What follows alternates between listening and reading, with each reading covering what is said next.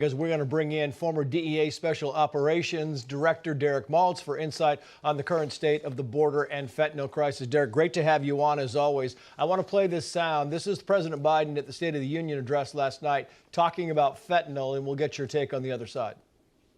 So let's launch a major surge to stop fentanyl production and the sale and trafficking with more drug detection machines, inspection cargo, stop pills and powder at the border. I mean, it's amazing. You're talking about 200,000 people dead, and he just now wants to launch this offensive on fentanyl at the border. What are your thoughts? So, action speaks louder than words. We need aggressive action against the cartels. We have to decimate their production labs. And right now, there's a lot of talk. So we have to wait and see what happens.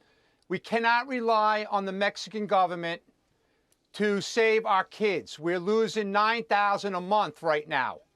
We have families burying their children every day, and it's unacceptable. So the president, we need some action, not your words. Derek, this is William Jeunesse. Got a question for you. In August 2019, President Trump accused President Xi of Mexico, or of China rather, of failing to live up to promises to cut off fentanyl powder coming to the United States. He criticized him. Why hasn't President Biden done the same thing, and what could he do with China that he is not? Well, that's a great question. I don't know the answer to that.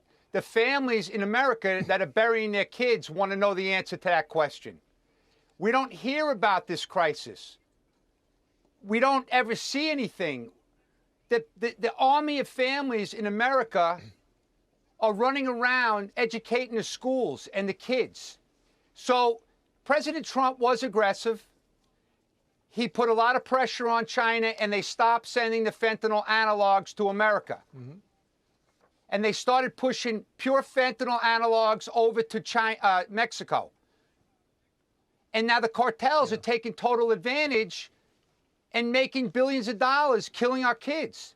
Yeah, you talk about taking total advantage of this, Derek. I want to just jump in here very quickly if I can, because you talk about taking advantage. The fentanyl lab bust we heard about in Houston today, I want to put this up on the screen because this is really unbelievable. You had 17 pounds of fentanyl, precursors from China. These are chemicals used to make fentanyl. 1 kilo of fake Xanax pills laced with fentanyl, fake oxycodone pills laced with fentanyl, meth-laced Adderall pills. The list goes on. And this certainly isn't the only factory in the U.S. that is pumping this stuff out, Derek.